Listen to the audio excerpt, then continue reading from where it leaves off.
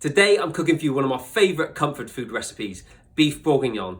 Now I'm actually using ox cheek in this recipe, which you can get from your butchers, but if you can't find that, you can use shin of beef, chuck steak, braising steak. Either way, you're going to need to cook this low and slow, and I'm actually serving this with some buttery mashed potato, which is absolutely incredible. Now, as always, I would love it if you take the time to like the video and hit that subscribe button.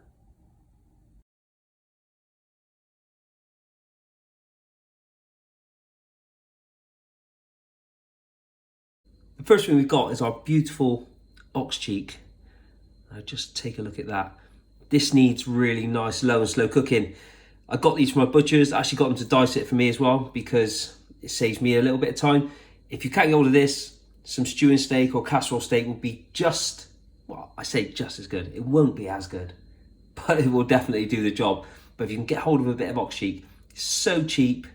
I mean, a little goes a long way. There's about 700 grams there. Into the ox cheek, I'm going to add in about a heaped tablespoon of plain flour and just give that a little bit of a stir just until the ox cheek is really nicely coated. I'm going to dap off any excess and then I'm going to fry this off in a pan. The flour is going to help thicken up our bourguignon. I'm heating up a nice big casserole pan over a nice fierce heat actually. Splash of oil in there. Now I'm going to sear the beef off. It's really, really important that you don't overcrowd the pan at this stage. So get them in and just let them do their thing for 3 or 4 minutes until it's golden brown. Remove them from the pan, then add the next lot. If you add too much at one stage, the beef's going to sweat in there. It's just going to kind of stew in its own juices and you won't get that beautiful caramelization. So this is what we're looking for, a beautiful golden brown colour. So turn them all over, get it back in the pan and then cook for a few more minutes. Once it's beautiful and golden, remove the beef from the pan and set it to one side. My next ingredient, I got this from my butchers this morning, so Rare Butchers, North Street in Bristol. Smoked lardons, pancetta, absolutely incredible. I'm going to get that into the pan now. That's going to fry off, go nice and crisp. Let all those amazing smoky fats into the pan, which are going to add so much flavour to the rest of this dish. This is frying off beautifully now. One thing I would say, get the best quality bacon. Right, while the bacon's cooking, let's deal with these bad boys.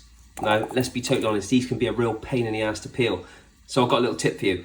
Pour in boiling water. Okay, you just want to cover the baby onions and let them sit for around 30 to 45 seconds. Then I'm going to refresh them under cold water and that is going to make them so much easier to peel.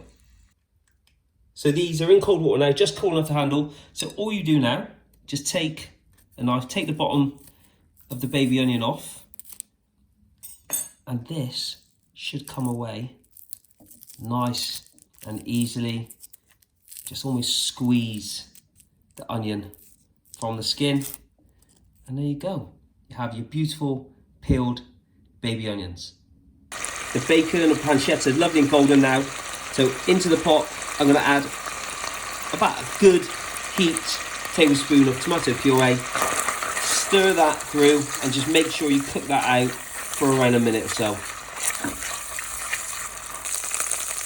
The secret to every good beef bourguignon is a good bottle of red wine. So I'm going to add in about 300 ml into my pot and I'm going to let that cook out for a couple of minutes just to reduce down, and then we're going to add in our beef stock.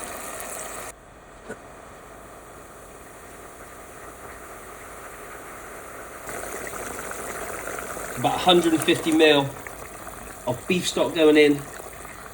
Give that a little stir and then bring it up to a simmer.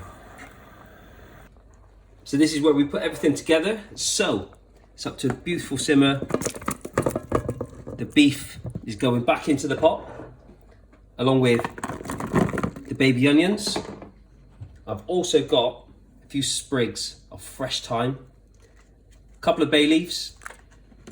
I've got about 100 grams worth of mushrooms. Give that a stir, just so everything's nicely incorporated.